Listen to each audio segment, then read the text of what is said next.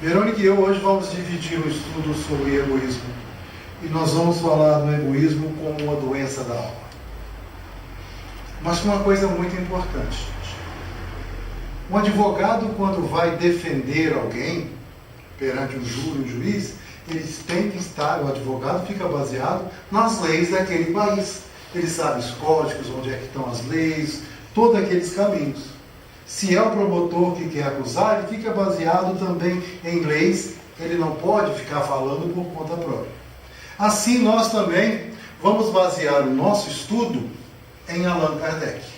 Nosso estudo está sendo tirado do Evangelho segundo o Espiritismo, do Livro dos Espíritos e de obras subsidiárias do Espiritismo. Nós estamos falando do egoísmo como uma doença da alma, como uma doença pessoal. Raras pessoas no mundo não são egoístas. Porque o egoísmo é uma espécie de exclusivismo. A gente quer as coisas só para a gente, para mais ninguém. O egoísmo leva a pessoa a se tornar como referência. Eu sou o ponto de referência. Eu é que sei tudo, eu é que posso tudo, quero tudo para mim.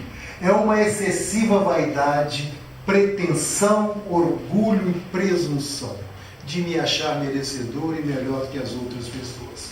E continua, Aristóteles fala isso para a gente, que egoísmo não é amor por nós próprios, mas uma desvairada paixão.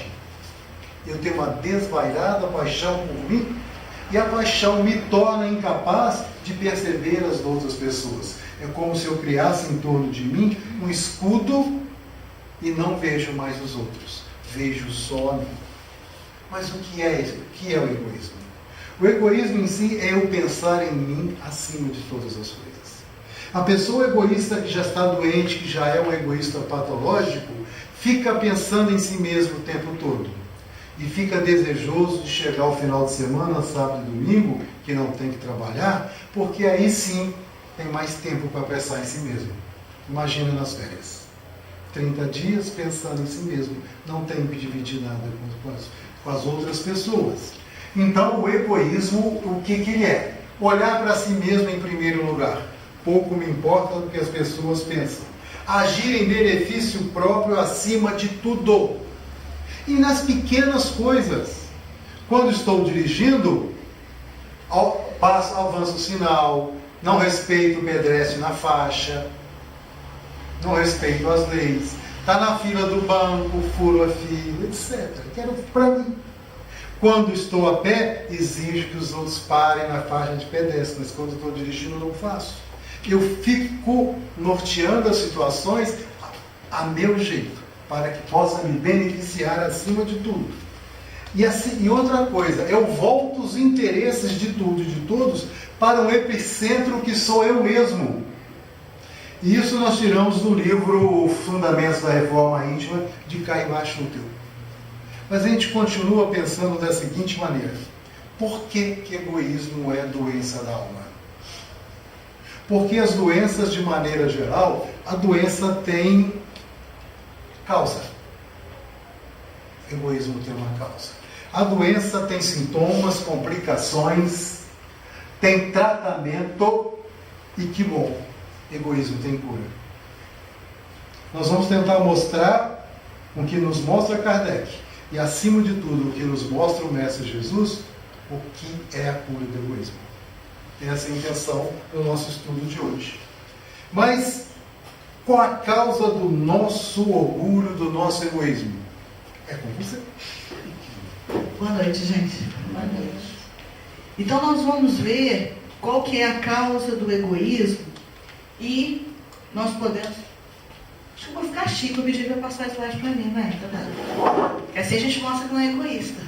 É. A causa do egoísmo, então. O egoísmo e o orgulho têm a sua fonte no sentimento natural, que é o instinto de conservação. Quando nós éramos primitivos, quando nós habitávamos as cavernas, quando éramos homens da pré-história, nós éramos muito egoístas. Não com esse sentido que a gente compreende hoje. Porque ali havia uma necessidade de sobrevivência. Então, o instinto de conservação. Eu preciso sobreviver. há as adversidades do lugar e da época. Então, para isso, eu preciso matar, para não morrer. Então, se eu matava um animal, eu tinha que guardar para a minha alimentação.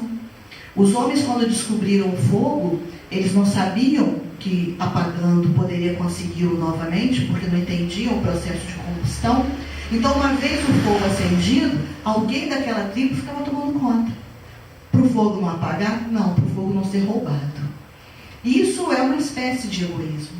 Então, no decorrer do desenvolvimento, da evolução da espécie, nós fomos abandonando um pouco esse sentimento de conservação, mas ele ainda é muito latente dentro de nós.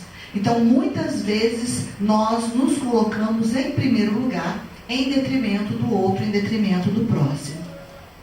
Então, de nenhum modo, Deus criou o homem egoísta e orgulhoso. Deus criou simples e ignorantes. Foi o homem que se fez egoísta e orgulhoso, exagerando o instinto que Deus lhe deu para a sua conservação. Porque à medida que a espécie foi evoluindo, foi chegando num determinado momento que o orgulho e o egoísmo de braços dados, e o homem começou a ver que ele poderia tirar alguma vantagem desse sentimento egoísta, que ele poderia se sair bem em alguma situação, mesmo que prejudicando o outro, mesmo que prejudicando o próximo. Então não foi Deus, na sua magnificência, que criou o ser egoísta. Nós, é que na nossa jornada evolutiva, na nossa caminhada, através de erros, através de acertos, chegamos na condição de pessoas extremamente egoístas. Embora muitas vezes a gente pense assim, eu não sou egoísta, eu faço tanta coisa, mas numa situação, principalmente de sobrevivência, né? Vamos imaginar que estamos todos num avião e o avião cai. E a gente abre o olho e percebe que nós sobrevivemos. Será que nós vamos querer sair correndo dali com medo de uma explosão? Ou vamos lembrar de salvar mais alguém? Então, nessas situações onde o instinto de sobrevivência fala mais alto, nós deixamos também esse sentimento mais egoístico sobreviver. Então, essa é uma doença, como a gente viu, uma doença da alma. E é uma doença grave? Ela é uma doença grave. Por quê? Allan Kardec pergunta na questão 785 do Livro dos Espíritos, qual que é o maior obstáculo ao progresso do homem? O que é aquilo que impede que o homem possa evoluir mais rapidamente, que possa se melhorar mais rapidamente? E os amigos espirituais respondem que é o orgulho e o egoísmo. Refiro-me ao progresso moral, porquanto o intelectual se efetua sempre. À primeira vista, parece mesmo que o progresso intelectual reduplica a atividade daqueles vícios, desenvolvendo a ambição e o gosto das riquezas. O progresso intelectual, ele é fácil de ser conseguido, porque nós passamos por sofrimentos e passamos por momentos de crise. Nesses momentos de crise é onde a nossa criatividade fala mais alto, o nosso intelecto trabalha mais e nós conseguimos desenvolver muitas coisas. Se olharmos para trás na história, os períodos em que o mundo viveu em guerra, foi um período que logo após teve um grande desenvolvimento. Por quê? Por causa da precariedade. Faltava-se tudo, precisava-se então substituir aquilo que estava faltando, então acabava-se criando coisas, algos, objetos ou tipos de alimentos que pudessem vir a substituir aqueles que estavam faltando. Então a inteligência do homem avança muito mais rapidamente do que a sua moralidade. Então enquanto nós não conseguirmos vencer o orgulho, o egoísmo, nós não vamos conseguir atingir o nosso progresso moral. Ainda no Livro dos Espíritos, na questão 913. Dentre os vícios, qual que se pode considerar radical? O que é uma coisa radical? É a origem. É de onde se derivam os outros. Então, qual é aquele vício que é radical, que seria o pai de todos os vícios, que dão origem a outros? E os espíritos amigos respondem, temos dito muitas vezes, o egoísmo. Então, o egoísmo está aí a chave de todos os vícios. Daí deriva todo o mal. Estudai todos os vícios e vereis que no fundo de todos há egoísmo. Por por mais que lhe deis combate, não chegareis a extirpar-nos enquanto não atacardes o mal pela raiz, enquanto não houverdes destruído a causa. Então nós vamos conseguir destruir todos os demais vícios quando a gente conseguir destruir o egoísmo. Então é dele que se originam os outros. Se eu sou orgulhoso, eu tenho egoísmo. Se eu sou maledicente, eu tenho egoísmo. Se eu sou alguém que prejudica as outras pessoas, eu tenho dentro de mim o egoísmo, porque eu estou querendo levar vantagem naquelas situações. Então nós precisamos curar, né, dessa doença, exterminar com o egoísmo. Se conseguirmos isso, né, porque não vai ser de um dia para o outro, nem de uma hora para outra, nós vamos ter que suar bastante, mas conseguindo isso, nós vamos alavancar o nosso progresso. Vamos ser seres encharcados de virtudes e que está conseguindo abandonar os vícios. Interessante que Verônica está falando de tudo isso da causa do egoísmo, e nós vamos voltar um pouquinho naquele tempo e vamos ver que o egoísmo ficou como se fosse um efeito colateral da nossa necessidade de sobrevivência. E nós não diluímos isso totalmente até hoje. E depois da causa dessa doença gravíssima, vem os sintomas. E alguns sintomas são bem graves e muitas vezes a gente os tem e não percebe. Fica tão natural na nossa vida a gente querer as coisas, querer as coisas no epicentro do nosso eu, que a gente não presta atenção em sintomas. E um dos sintomas é a fixação em si mesmo, que é querer todas as vantagens e benefícios para a gente, ou primeiro para a gente, sem qualquer cogitação, sem importar com as necessidades do outro. Eu quero vantagens e benefícios para mim mesmo. E isso não necessariamente está na sociedade aqui fora. Está dentro da nossa família, a grande causa desse tipo de egoísmo. A bobaginha dos homens não levanta a tampa, não sou eu que sento ali. Quero a minha roupa passada e arrumada. Quando não está assim eu reclamo. Mas não ajuda a não sujar. Não ajuda a limpar a mesa depois do almoço, o meu prato fica sujo. Quando chego em casa quero arrumada. Não aprendo a dividir porque eu me acho cheio de direitos. Esquecendo que a minha companheira, meus filhos, meus funcionários também têm os mesmos direitos que eu. O egoísmo é um tipo de sintoma que vai despertar na gente um apego patológico, um apego doentio para as pessoas, bens materiais e situações. Vou contar uma história para vocês aqui, contando milagre, mas não posso mostrar o santo. Se tiver alguma coisa parecida, também não pode olhar para o lado. Vamos olhar para dentro da gente. Eu dava passe numa senhora aqui perto da igreja Nossa Senhora Aparecida. Aqui no bairro Nossa Senhora Aparecida. A família é muito pobre e essa senhora estava doente, mas muito trabalhadora. E ela foi juntando dinheiro, conseguiu um dinheirinho para a entrada, foi na Casa Bahia e comprou um sofá muito bonito, em 10 prestações. Quando eu cheguei na casa dela, tinha na sala dela simples, um sofá bonito, direitinho, na frente da televisão, tudo arrumadinho. Ela pediu assim: ô seu Eduardo, me dá um passe aqui hoje. Sentou no sofá toda orgulhosa, apliquei o passe, fizemos as preces. Eu, com licença, estou indo embora. Tudo. Chega: não, seu Eduardo, você vai tomar um cafezinho com broa. Obrigado. Só uma água tá bom, eu tenho que sair.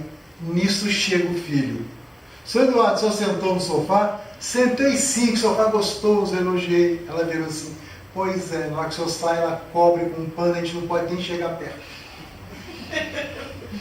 O sofá era para as visitas, a família não usava. Pode uma coisa dessa? Ela, em vez do sofá ser uma propriedade dela, ela se tornou propriedade do sofá. A família não podia usar. E qual a razão do sofá? Vai trazer conforto. Mas ela queria ali para enfeite. Só ela sentava, ou se chegasse alguém de fora, mais importante. Então as pessoas simples também não deixavam, não. Sentava no chão, ali não podia para não estragar. Se colocasse o pé, diz que ela ficava uma arara. Zé Raul Teixeira conta a história de apego a bem material, que muitas vezes nos leva a atitudes raivosas e inconsequentes. Zé Raul Teixeira conta essa história, que é ocorrida em Niterói, que aquele trabalhador levou muitos anos juntando dinheiro e comprou o primeiro carro dele, um carrinho usado. Chegou em casa, foi guardar o carro na garagem, que ele já estava planejando isso há muito tempo, e de surpresa para a esposa e para a filhinha de 3 anos. E na hora que ele abriu o portão, a dobradiça estava fazendo barulho, estava rinchando. Ele colocou o carro, buzinou, todo mundo veio, todo mundo, a esposa e a filhinha, e vieram. Pai, o carro, felicidade, o primeiro carro. Mas ele lembrou que a dobradiça do portão de madeira estava ruim, e ele foi pegar um martelo e um prego para colocá-la no lugar. E acabou de arrumar a dobradiça, a filhinha de 3 anos falou assim: paizinho, olha aqui, enfeitei o nosso carro. Ela pegou essas canetas marca-texto e desenhou no banco traseiro todinho. E ele com o martelo na mão. Ficou com raiva. Deu uma martelada na mão da menina. Sério. Menina correram, depois daquele desespero, correram para o hospital São Pedro II, lá em Niterói. A menina foi medicada e foi para a sala de cirurgia. E é uma cirurgia difícil, cirurgia de mão é muito difícil. E saiu, quando chegou no quarto, aquela mão toda embrulhada com aquele curativo imenso, e ele chorando, ela volta da anestesia, olha para ele e fala assim: paizinho, chora não, minha mãozinha chorando, eu vou limpar o seu carro. A mãozinha dela nunca mais ia ser a mesma. Perdeu os tendões. O egoísmo dá posse de uma coisa material. O egoísmo levando a uma raiva, a uma situação impensada, colocando a matéria na frente do amor, naquele momento. De vez em quando isso acontece com a gente. Quando quer uma televisão, quando quer alguma coisa de casa, que a gente acha que é os outros, a gente dá mais valor à matéria do que às pessoas. Apego patológico às pessoas, bens materiais e às situações. Vou direto às situações. Vamos colocar a gente dentro da nossa casa espírita, daqui, da FEAC, da casa espírita, não importa qual. Quantos de nós estamos apegados a um cargo de dirigente de um grupo de estudo que é o meu grupo? Eu sou o presidente desse centro. Não dou lugar para ninguém. Sou eu que mando. As minhas ideias é que são as melhores. Daqui a pouco Verônica vai estender mais sobre isso no livro mais à frente. Bens materiais, do sofá e do carro, nós já falamos, eu acho que não precisa de mais. O egoísmo tem uma coisa muito terrível com a gente, produzindo em nós frieza emocional. A gente tem que parar, pensar. Me lembro que, há uns 2 anos atrás, quando ocorreu aquele desastre lá na Samarco, que rompeu aquela usina lá, foi lama para aquela cidade pequena, eu estava lá vendo o Jornal Nacional e contando, vendo aquelas casas sendo devastadas, família chorando. Eu simplesmente vi o Jornal Nacional. E vendo. No outro dia, no MGTV, a moça entrevista um rapaz que estava em cima de uma pedra olhando para aquele mar de lama. Você está fazendo aqui, perdeu sua casa? Moça, minha casa pouco importa. Estou tentando imaginar onde está minha mãezinha para me dar um enterro nobre, justo. Nesse momento que eu lembrei, eles precisam de uma prece. Eu estava vendo friamente. Pergunta para vocês e para nós: quantas pessoas invisíveis existem dentro de Juiz de Fora? São pessoas que estão vivendo na rua, catando lixo, moram debaixo de lonas em bairros que a gente nem sabe. Temos em Juiz de Fora uma média de 10.000 pessoas invisíveis, vivendo de resto, sem agasalho, sem roupa, sem comida, sem remédio. Nós não vemos. E egoisticamente, fingimos que não vemos quando passamos perto. Não cumprimentamos. Achamos que estão com mau cheiro. Jogamos comida fora. Já visitamos? Nós como espíritos. Isso é frieza emocional, isso é distanciamento das privações dos outros, isso é indiferença. Essa indiferença colocando para as pessoas de fora, quantas e quantas vezes essa indiferença está dentro da nossa família? Dentro de nossa família. Outro problema do egoísmo como doença são as complicações. E uma grande complicação é a insatisfação. Porque a gente deseja ter sempre mais e isso não tem limite. Um grande exemplo disso no mundo moderno é isso aqui. É o celular. Esse aqui é um J7, mas já vai sair o J8, já tem o S8. Vai continuar falando, fotografando igual esse. Mas eu tenho que ter o melhor, todo desatualizado. A minha funcionária me pediu que eu emprestasse o cartão de crédito, que ela precisava comprar um telefone celular. Custava R$4.600. Ela ia se endividar em 10 prestações para ter uma coisa mais moderna. Ia ter funções que ela não precisa usar. Querendo ter sempre mais, isso não tem limites. A gente quer mais poder, mais sexo, mais vaidade, mais dinheiro. E isso nos leva a complicações que podem chegar à obsessão. O soberano das trevas coloca que os obsessores devem nos influenciar em cima do sexo. Induz os homens ao sexo quando eles já estiverem saciados, coloque as aberrações. O poder que não poupa quem quer que ele caia na trampa, na armadilha. O dinheiro escraviza vidas. E a vaidade. Tudo isso derivado de nossos egoísmos. Como a Verônica falou na questão 903, todos esses vícios derivam do egoísmo como doença.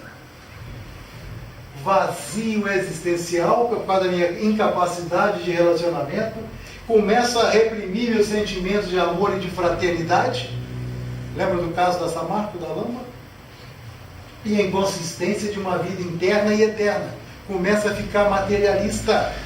Mais uma coisa. O medo de perder o que a gente possui gera desconfiança. Que eu acho que você quer o que eu tenho. Você está me chegando perto de mim, que você quer meu carro, você quer meu amor, você quer meu carro, você quer meu posto aqui no centro. Começa a ficar desconfiado de todo mundo. E isso, eu me isolo, que é uma outra consequência, e sou isolado porque ninguém aguenta conviver com uma pessoa extremamente egoísta que só quer para si. A gente se isola e somos isolados. Segundo Isaías, a pessoa termina possuído por aquilo que deseja possuir. O egoísta é naturalmente materialista.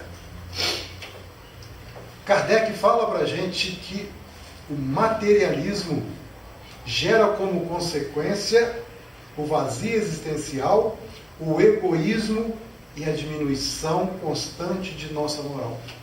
Porque se eu acredito que tudo vai acabar com a minha morte, que eu sou apenas esse corpo físico, obra do acaso, para que eu vou ser caridoso? Para que eu vou dividir as coisas com as outras pessoas? Que se quando eu morrer tudo acaba? Para quê? O materialismo. A crença de que tudo acaba para a gente depois da morte, que toda solidariedade cessa com a extinção da vida corporal, vai levar a gente a considerar um disparate eu fazer esse sacrifício para o bem-estar de outra pessoa. Não importa. Vai acabar mesmo. Vou viver a minha vida. Aí, segundo o materialismo, cada um por si durante a vida terrena, porque com ela tudo se acaba. No livro Entrega de Adeus, a venerável Joana de Ângeles chega a colocar uma frase assim mais firme para a gente. Ela fala assim: tem pessoas que são tão idiotas que preferem ser filhas do acaso do que ser filhas de Deus. É uma questão de escolha. No livro O Céu e o Inferno, a segunda parte desse livro traz várias informações. Kardec seleciona comunicações de vários espíritos e ele separa pelo sentimento desses espíritos no mundo espiritual. Então nós temos lá espíritos de suicidas, espíritos felizes, espíritos sofredores, espíritos endurecidos, né? Uma série de comunicações. E no capítulo 4 dessa segunda parte, onde Kardec coloca os espíritos sofredores, nós vamos encontrar a história de Claire. Claire era uma mulher que, encarnada, teve uma vida muito fútil. Ela era extremamente egoísta. de uma vaidade exagerada, tinha posses, tinha recursos, e passou toda a sua existência pensando apenas em si, em usufruir aquilo que tinha, sem se preocupar com as pessoas que estivessem à sua volta. E esse espírito então desencarna e chega no mundo espiritual numa situação muito deprimente, muito sofrida e muito triste.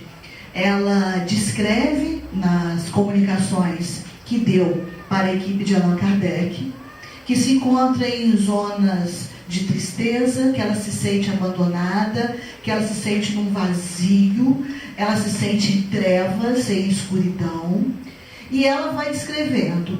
Inclusive, no momento em que ela estava dando essa comunicação para o médium, ela chega a falar para o médium que ele não podia dar comunicação ou receber uma comunicação de nenhum outro espírito. Ela era tão egoísta que até mesmo na hora de uma comunicação mediúnica, ela queria que o médium só desse comunicação para ela. Então, mais nenhum outro espírito podia falar pelo intermédio.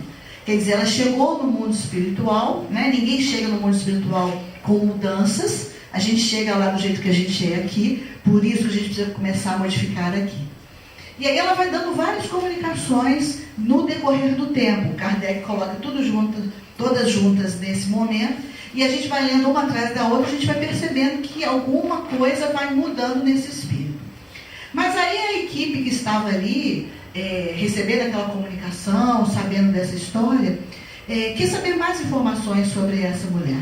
E o espírito de São Luís diz o seguinte: perguntar-se, talvez, que fez essa mulher para ser tão miserável? Porque o sofrimento dela demonstrava, né, uma miséria muito grande. Cometeu ela algum crime horrível? Foi roubada? Foi assassinada? Não. Nada fez que merecer a justiça dos homens. Ao contrário, ela zombou do que chamais a felicidade terrestre. Beleza, fortuna, prazeres, adulações, tudo lhe sorria, nada lhe faltava. E alguém podia até dizer, olhando para ela, que mulher feliz, e até mesmo invejar a sua sorte. O que ela fez? Foi egoísta. Tinha tudo, exceto bom coração. Se não violou a lei dos homens, ela violou a lei de Deus, porque desconheceu a caridade, a primeira das virtudes. Não amou senão a ela mesma, e agora não é amada por ninguém. Nada deu, nada se lhe dá. Está isolada, desamparada, abandonada, perdida no espaço onde ninguém pensa nela, ninguém se ocupa dela. É o que faz o seu suplício. Como não procurou senão os gozos mundanos, e hoje esses não mais existem, o vazio se faz ao seu redor. Ela não vê senão o nada, e o nada parece-lhe a eternidade. Não sofre mais as torturas físicas, mas sente tormentos. E esse tormento a faz sofrer. O egoísmo fez a sua alegria na terra, e agora a persegue. Agora é o verme que lhe rói o coração, seu verdadeiro demônio. Então São Luís está explicando para aquela equipe o motivo de tamanho sofrimento daquela mulher. E a gente pode imaginar, nossa, deve ter sido uma pessoa terrível, né? Deve ter cometido muitos desatinos. Qual foi o seu desatino? Foi ter executado o egoísmo ao extremo. E aí ela vai depois em outras comunicações melhorando um pouco, porque ela vai percebendo, né, que essa dor que ela está sentindo tem essa causa no egoísmo. Descreve, inclusive, que seu marido também era alguém que egoisticamente também lidava com os sentimentos da mesma forma que ela, e também estava numa região muito sofrida. Tanto é que ela não consegue, quando ela fala do marido, continuar a dar a sua comunicação. E aí, por que Kardec coloca isso no livro? Para nos mostrar. Se nós não procurarmos modificarmos o nosso comportamento e as nossas atitudes egoísticas que trazemos, é nesse quadro que nós vamos nos deparar quando desencarnarmos no mundo espiritual. Ela não fez bem para ninguém, nem as próprias pessoas da sua família lembravam dela de fazer uma prece, de fazer uma oração. Então a pessoa fica isolada, fica sozinha e fica desamparada de acolhimento. Então nós precisamos realmente rasgar esse sentimento ruim, esse vício do egoísmo, e procurarmos ser mais solidários e mais altruístas. E aí a história de Claire mostra pra gente que o egoísmo estava muito atrelado à vaidade. O homem, pois, em grande número de casos, é o causador de seus próprios infortúnios. Por que ela estava sofrendo? Né? Quem fez mal para ela? Não. Nós sofremos por causa das nossas atitudes. Nós não somos responsáveis, né, pelo sofrimento alheio, mesmo que muitas vezes nós podemos provocar, mas nós somos 100% responsáveis por aquilo que nós fazemos, de mal para nós ou para o outro. E aí, o que ela tinha atrelado desse egoísmo vaidoso? A intolerância. Já ouviu aquela frase de alguém que é parado por uma autoridade, ou alguém lhe dirige a palavra e sabe aquela frase assim, você sabe com quem está falando? Isso é um egoísmo. É alguém que se coloca numa situação de superioridade em relação ao outro. E a gente tem que lembrar que aquele que é superior a todos é o mais humilde de todos, que é o nosso Mestre Jesus. Em nenhum momento utilizou dessa sua autoridade moral para utilizar essa frase. E se ele é o nosso modelo, se ele é o nosso guia, ele que nós temos que seguir, nós também não podemos atrelar à vaidade essa intolerância com os nossos irmãos.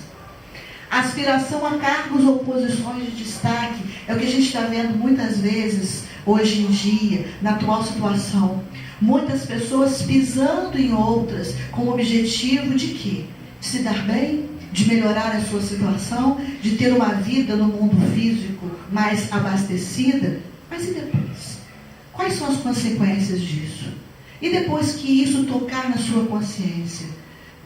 Alguém consegue ser feliz passando por cima de alguém? Alguém consegue ser feliz sabendo ser o causador do sofrimento de outra pessoa? Alguém consegue ser feliz gastando dinheiro a rodo e sabendo que aquele dinheiro está fazendo falta para outras pessoas que estão passando necessidade? Então é algo que nós temos sempre que pensar em qualquer âmbito que nós estamos ocupando na sociedade. Mas egoísmo e vaidade continua também com a nossa apresentação social. E eu vou colocar um outro exemplo aqui. Ganhamos, uma senhora doou para a gente lá na FEAC um fogão. Muito bom.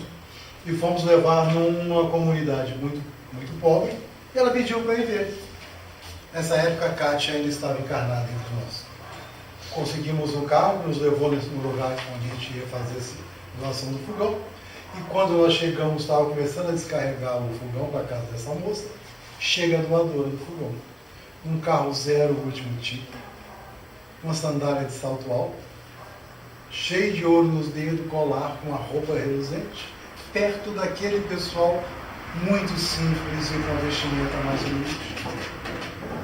Ela ofendia, assim, entre aspas, ela ofendia com a riqueza a pobreza dos outros. A doação do fogão não foi uma doação de coração, foi por vaidade para parecer bom. Não doou de coração, doou para aparecer.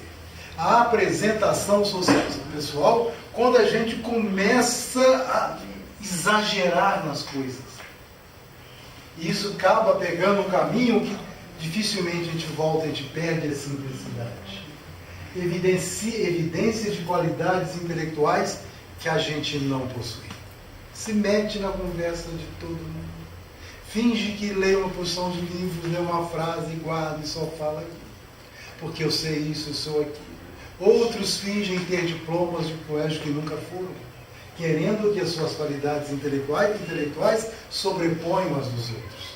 Necessidade de aparecer, necessidade de chamar a atenção, esforço em realçar dotes físicos, culturais e sociais com notória antipatia provocada aos demais.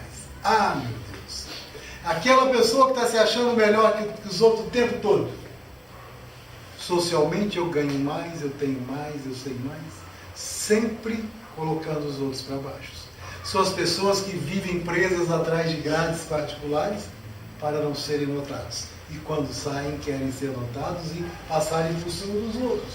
E isso provoca séria antipatia às pessoas. É aquela que está sempre esnobando, mostrando o que tem e o que não tem. E esse tipo de invejoso em ação causa uma série de problemas para quem? Para ele mesmo. Vejam Claire, que tudo que ela deixou de fazer em termos de amor e caridade, vivendo para si mesma, qual a consequência de Claire no mundo espiritual? O Espírito São Luís acabou de nos falar. Devido ao egoísmo de querer tudo para si, ela está vivendo em escuridão. O invejoso em ação não suporta ver um novato invadir o seu espaço. Porque, muitas vezes, o invejoso deixa de ocupar determinado espaço por pura incompetência e comodismo. Chega uma pessoa mais nova na firma, não necessariamente idade, com ideias novas, com vontade de fazer, toma o lugar dele, ele se acha injustiçado. O seu João trabalhava numa firma há mais de 20 anos e vivia pedindo para ser promovido de cargo.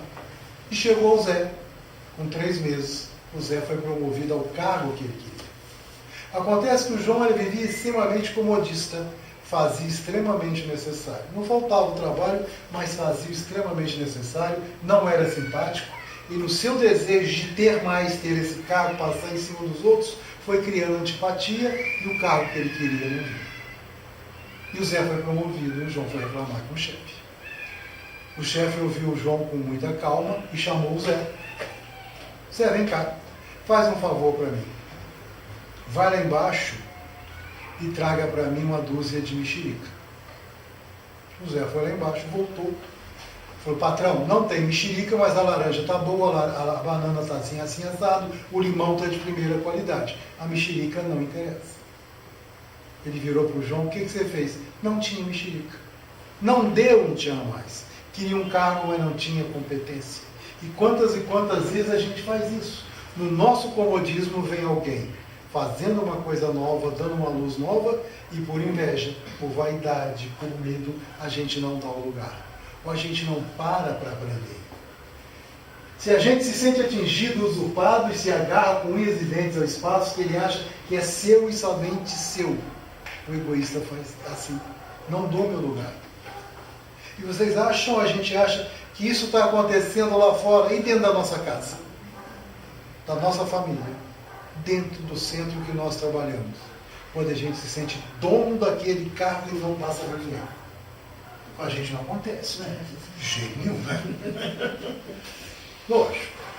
Será, gente? Já tem uma sutileza muito interessante nisso tudo aí, que já que o homem pré-histórico, movido pelo instinto brutal, destroçava o seu algoz a fim de se apropriar dos seus pertences. Continuamos fazendo isso mesmo. Só que agora, em vez de lutar, bater com o machado, a gente está usando a mais poderosa e a mais forte das armas que a gente tem. A língua, a fofoca, desfazer das pessoas, o puro egoísmo. E que tipo de consequência a vaidade egoística traz para a gente? A primeira consequência é uma obstrução mental. A nossa incapacidade de autoanálise. Verônica vai tocar nesse assunto daqui a pouco. A nossa incapacidade, o nosso medo de analisar, e a gente não aceita, não percebe, não compreende, não faz a reflexão, não aceitando as nossas falhas e erros. A gente culpa a sorte, culpa as outras pessoas, sou infeliz, foi azar, foi o fulano que quis me tomar meu lugar. A gente não se analisa, a gente não reconhece os nossos erros. E o não reconhecimento da própria culpa nas situações de descontentamento diante de infortúnios por que passa. O culpado é a sorte, o culpado é as outras pessoas. Eu não analiso a lei de causa e efeito.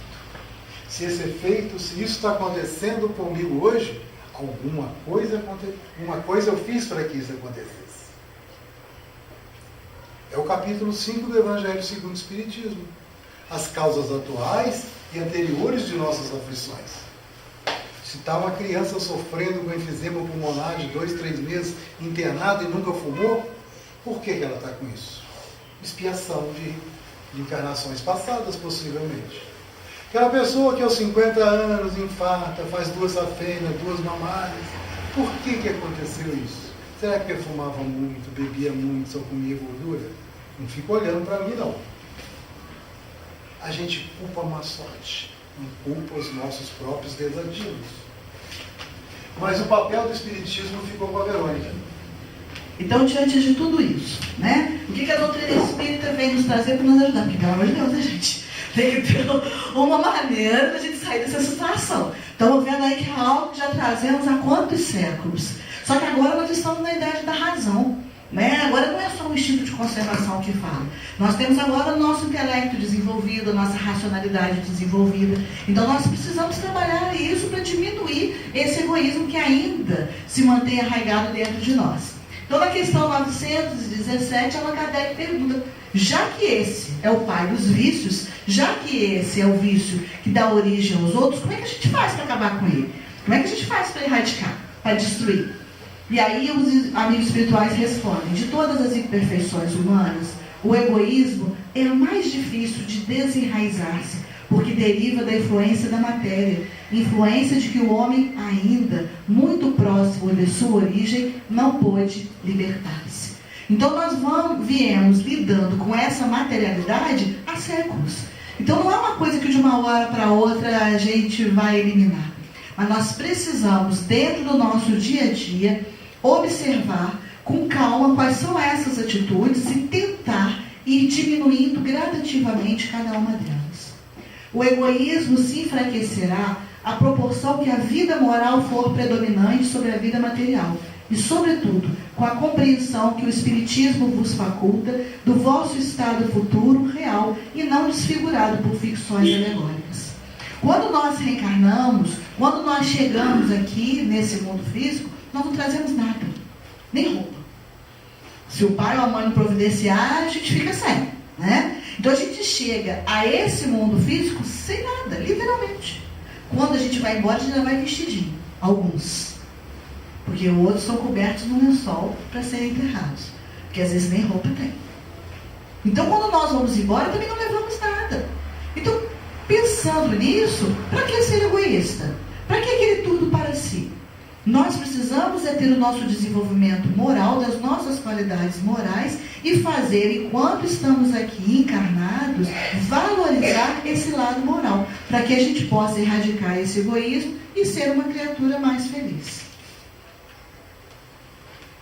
Então, de que maneira pode o Espiritismo contribuir para esse progresso? Destruindo o materialismo, que é uma das chagas da sociedade. Ele faz que os homens compreendam onde se encontram seus verdadeiros interesses.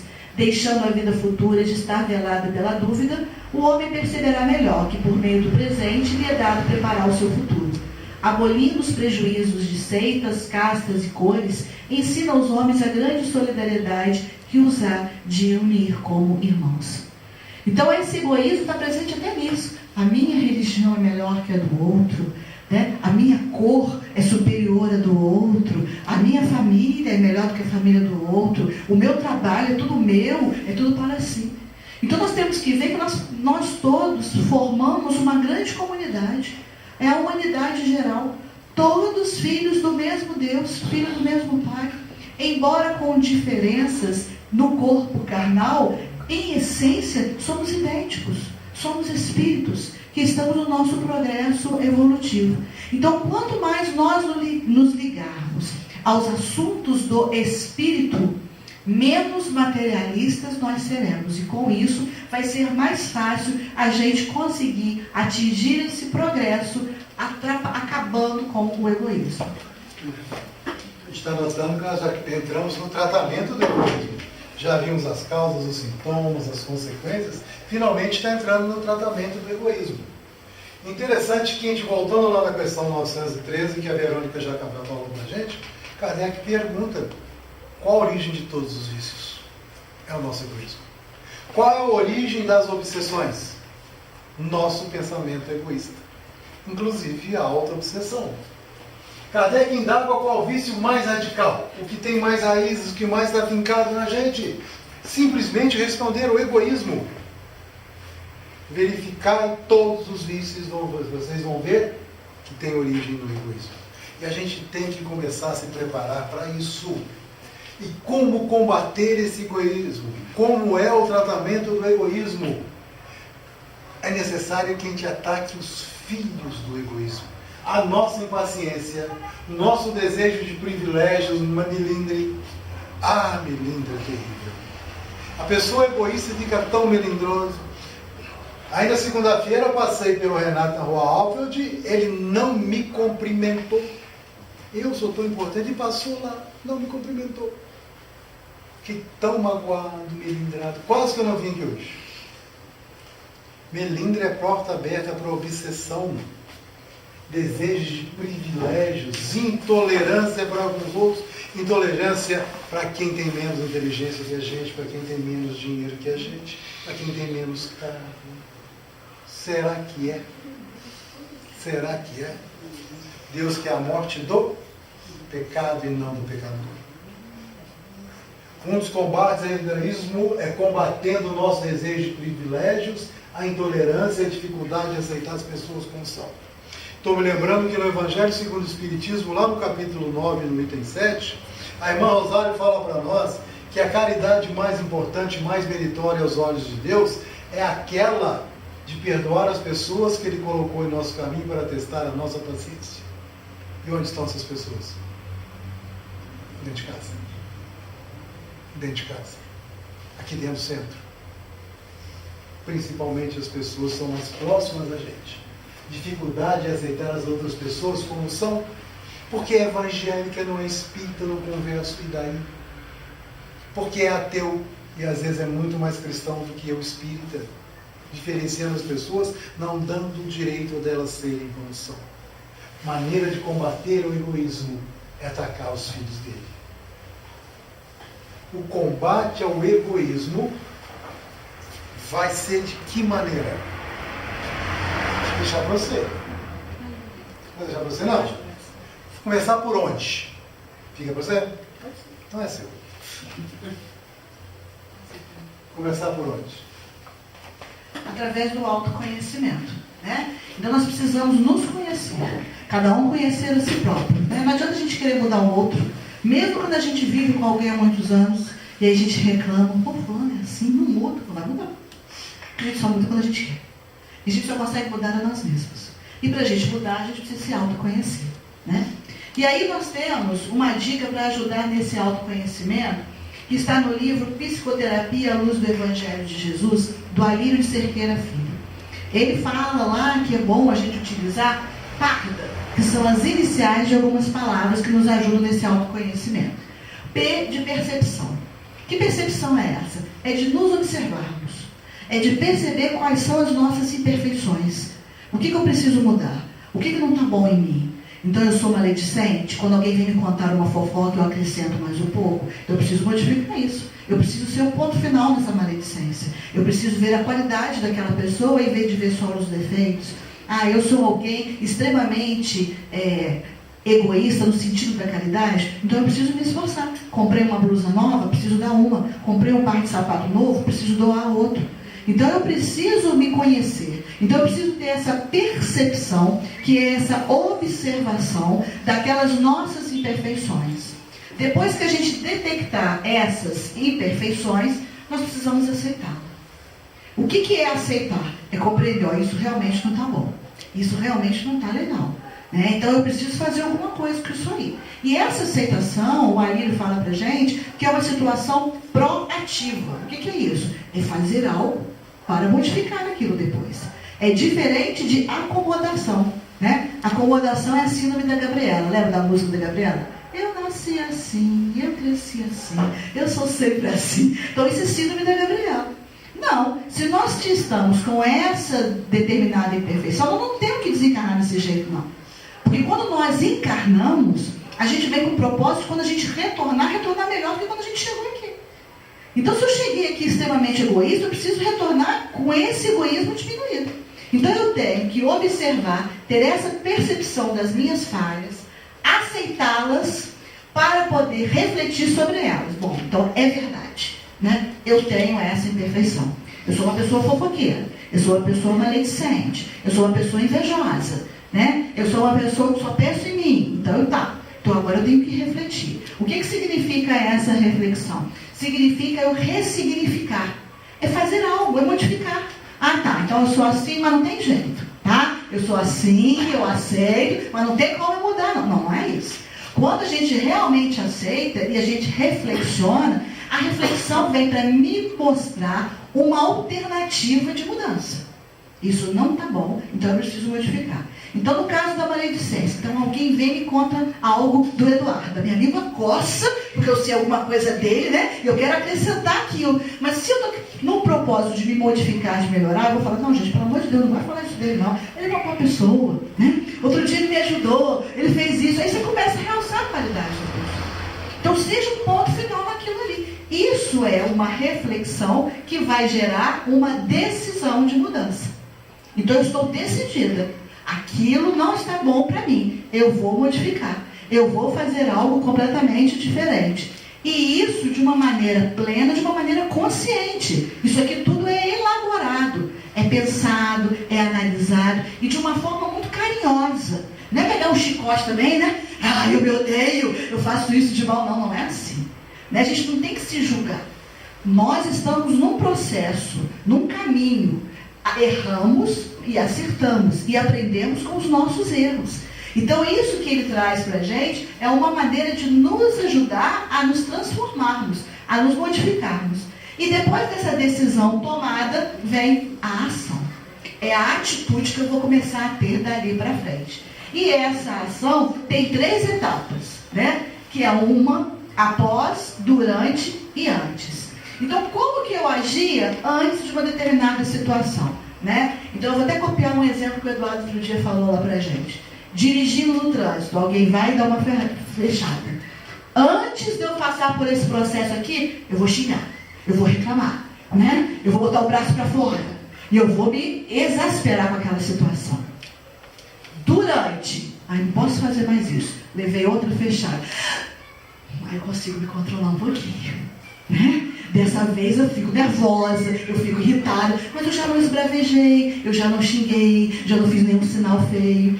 E o que vai acontecer depois de eu mudar isso aqui? Ele me dá uma fechada e fala, vai com Deus, meu irmão, que Jesus te acompanhe. Então eu tive uma atitude diferente. Então quando a gente chega aqui nessa ação, né, passando por essas 3 fases, aí nós modificamos o nosso comportamento. E aí com isso nós vamos conseguir ir diminuindo essas imperfeições e nos transformarmos naquilo que está lá no livro dos Espíritos, que é o verdadeiro espírita. Que é aquele que se esforça para dominar as suas más tendências, as suas más inclinações. A cura do egoísmo está aí, numa reflexão profunda do que somos, nos percebendo, nos aceitamos como os falhos, como também somos espíritos em construção, que um dia também seremos espíritos relativamente puros, aceitando, refletindo, decidindo e partindo para a ação. A ação que começa nas nossas vidas aqui e agora não é igual à minha dieta para esperar segunda-feira que vem. Tem que ser aqui e agora. Uma coisa para a gente ficar adiante. Na questão 116 do Livro dos Espíritos, Kardec pergunta se haverá espíritos que se conservem eternamente nas horas inferiores. Graças a Deus que não. Então, olha a chance que eu tenho. Olha o meu egoísmo, né? Olha a chance que temos. Que nós temos. Todos nós nos tornaremos perfeitos. Mudam de ordem, mas demoradamente, como já de outra vez dissemos, um pai justo e misericordioso não pode banir seus filhos para sempre. Pretenderias que Deus tão grande, tão bom, tão justo fosse pior do que nós? Uma das grandes provas do amor de Deus é a reencarnação. É a cura de egoísmo de quem pensa que a vida termina nessa vida, que a vida termina no materialismo. Imagine eu, cheio de falhas, numa única existência, se fui bom aqui na Terra, ao desencarnar estou no céu. E se um de meus filhos estiver no inferno, de que jeito serei feliz? Uma mãe fica lá feliz com um filho infeliz lá no inferno? Minha mulher falou que mergulhava atrás e trazia de volta. É necessário que a gente aprenda com Jesus. Nenhuma só ovelha ficará perdida.